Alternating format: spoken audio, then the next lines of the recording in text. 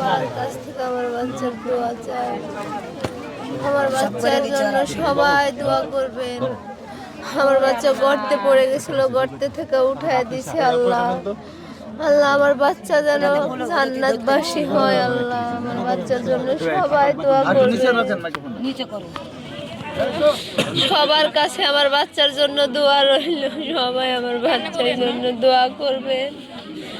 আমার বাচ্চা যেন জান্নাতবাসী হয়। শেষ দেখা কি দেখতে পেরেছেন বাচ্চাকে? হ্যাঁ, আমি একবার শুধু দেখছি।